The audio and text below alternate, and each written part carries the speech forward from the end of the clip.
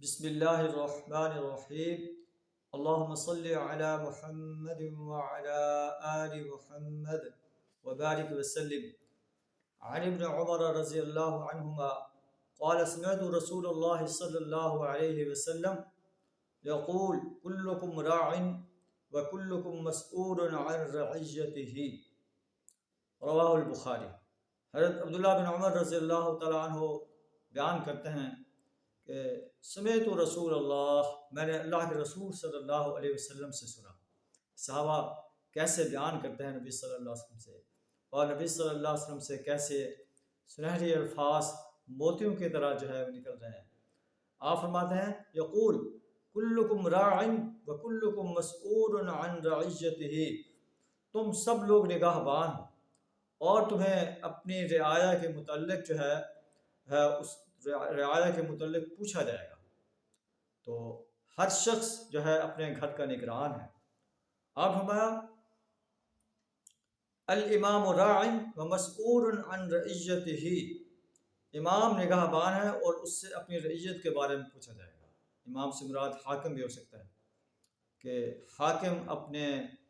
رعایا کا نگاہ بان ہے اور اس سے پوچھا جائے گا کہ تم نے اپنی عوام کو، اپنی رعایا کو کس حد تک فیسیلیٹیٹ کیا، کس حد تک انہیں قرآن و حدیث کی تعلیم سے آراستہ کرنے کی کوشش کی، انہیں فواحش سے بچانے کی کوشش کی، اور ان کے لیے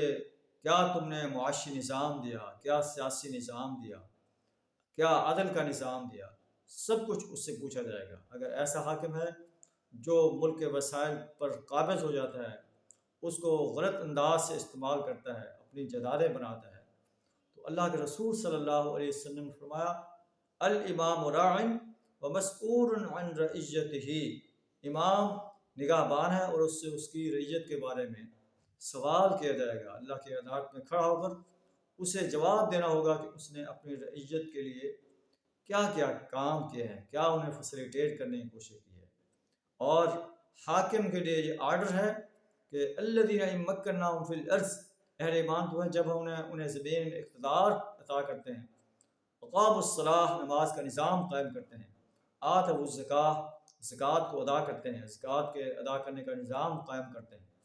وامروا بالمعروف، نیکی کا آرڈر کرتے ہیں، اس کا نظام قائم کرتے ہیں، ونہوا عن المنکر،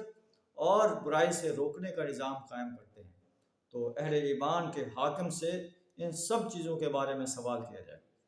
پھر آپ صلی اللہ علیہ وسلم فرمایا والرجل راع فی اہلہ، مرد اپنے گھر کا حاکم ہے، اس سے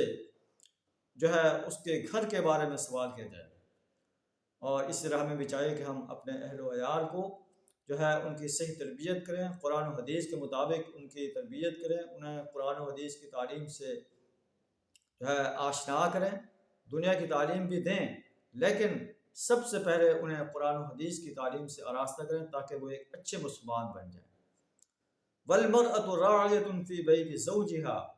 عورت اپنے شوہر کے گھر کی نگران ہے، اور ومسئول عن رعیتہا، ومسئولۃ عن رعیتہا، اس سے بھی اپنی جو ہے رعایا کے بارے میں سوال کیا جائے گا۔ والخادم راع فی مال سیدہ، ملازم جو ہے اپنے سردار کے یا اپنے مالک کے مال کا نگاہ بان ہے، اس سے بھی سوال کیا جائے گا۔ وحسبت ان قد قال والرجل راع فی مال ابیہ، انسان اپنے والد کے مال کا بھی نگاہ بان ہے، ومسئول عن رعیتہ، اس سے اس کی رعیت کے بارے میں سوال کیا جائے گا۔ وکلکم راع ومسئول عن رعیتہ، تم میں سے ہر شخص نگاہ بان ہے اور اس سے اس کی رعیت کے بارے میں سوال کیا جائے گا۔ اللہ سے دعا تعالیٰ نبی صلی اللہ علیہ وسلم کے اس آرڈر پر ہمیں عمل کرنے کی توفیق عطا فرمائے۔ وآخر دعوانا ان الحمد للہ رب العالمین۔